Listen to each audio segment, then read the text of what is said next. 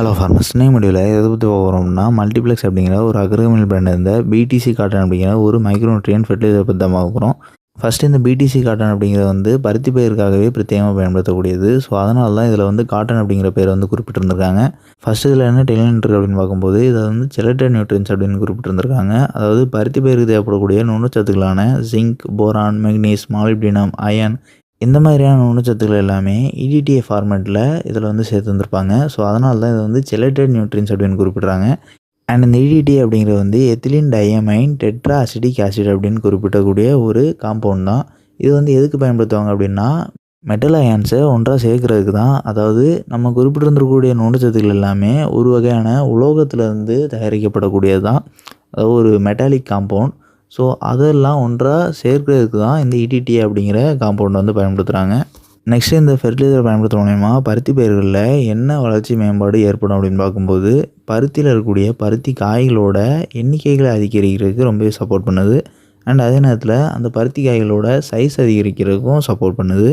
And இது வந்து எப்படி காய்களோட எண்ணிக்கைகள் அதிகரிக்குது அப்படின்னு பார்க்கும்போது பூ பூத்து உதிர்த்தக்கூடிய காய்கள் எல்லாத்தையுமே செடிகளில் தக்க வைக்கிறது மூலயமா ஒட்டுமொத்தமாக காய்களோட எண்ணிக்கை வந்து அதிகரிக்குது. அண்ட் அதே நேரத்தில் காய்களோட சைஸ் அதிகரிக்கிறதுனால ஓவரால் ஈல்டோட அளவு கூடுது. ஸோ இந்த மாதிரி தான் பருத்தி பயிரில் இந்த மைக்ரோநியூட்ரியன்ட் வந்து மகசூல் அதிகரிக்கிறதுக்கு வழிவகுக்குது. ஸோ இதை வந்து நம்ம ஒரு நேரடியான மகசூல் அப்படின்னு குறிப்பிடலாம். அதாவது டைரக்ட் ஈல்ட் என்ஹான்சர் அப்படின்னு குறிப்பிடலாம். நெக்ஸ்ட் இது ஒரு டோசேஜ்னு பார்க்கும்போது 1 லிட்டர் தண்ணிக்கு 2 கிராம் அப்படிங்கிற அளவில் பயன்படுத்துகிறோம். அதாவது இந்த ஃபெர்டிலைசர் வந்து பவுடர் ஃபார்மேட்டில் தான் இருக்கும். ஸோ அதனால் 1 லிட்டர் தண்ணிக்கு 2 கிராம் அப்படிங்கிற விதத்தில் கலந்து ஸ்ப்ரே பண்ணால் போதும். அண்ட் முடிஞ்ச அளவு பருத்திக்கு ஸ்ப்ரே பண்ணும்போது இலைகளுக்கு மேல்புறமோ இலைகளுக்கு அடிப்புறமோ நனையும்படி ஆக்சிலேட்டர் அதிகமாக வச்சு ஸ்ப்ரே பண்ணுங்கள்.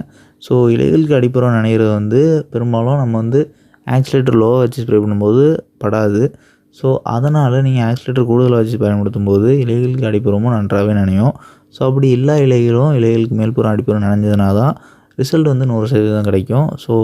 ஸோ நீங்கள் வந்து இலைகளுக்கு மேல்புறம் மட்டும் ஸ்ப்ரே பண்ணிவிட்டு காய்கள் பெரிதளவில் உதிர்வு ஏற்படுது, எந்த ஒரு சேஞ்சஸும் தெரியல அப்படின்னா இதோட ரிசல்ட் வந்து 100% கிடைக்கல அப்படின்னு தான் அர்த்தம். ஸோ அதனால் இதை வந்து இலைகளுக்கு மேல்புறமோ அடிப்புறமோ கரெக்டாக ஸ்ப்ரே பண்ணுங்கள்.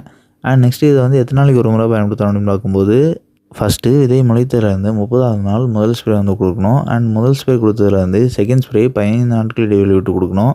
அண்ட் 3ஆவது ஸ்ப்ரே கொடுக்கும்போதுமே இதே மாதிரி தான் செகண்ட் ஸ்ப்ரேலேருந்து 15 நாட்கள் இடைவெளி விட்டு கொடுக்கணும். அண்ட் 4th ஸ்ப்ரே அப்படிங்கிற வந்து எல்லா பருத்தி ரகங்களுக்கும் பொருந்தாது. அதாவது முன்கூட்டியே பூக்கள் பூத்து அதாவது பூக்கள் பூக்கும் நிலை வந்து முழுவதும் முடிவடையாமல் நீடித்து பூக்கக்கூடிய ரகமாக இருக்கும் பட்சத்தில் அவங்க வந்து 4th ஸ்ப்ரே கொடுக்கலாம். அது 3rd ஸ்ப்ரே கொடுத்ததுலேருந்து 15 நாட்கள் இடைவெளிக்கு பிறகு. அண்ட் ஒருவேளை ரெகுலராக பயன்படுத்தக்கூடிய பருத்தி ரகங்களாக இருக்கும் பட்சத்தில் அவங்களுக்கு 3ஆவது மாதத்துலேருந்து 4ஆவது மாதத்துக்கு உட்பட்ட நாட்கள்லேயே பூக்கள் முழுவதுமாக பூத்து முடிஞ்சிடும். அதிகமாக காய்கள் பிஞ்சுகள் தான் இருக்கும். ஸோ அவங்க வந்து 4ஆவது ஸ்ப்ரே பண்ணணும் அப்படிங்கிற அவசியம் கிடையாது.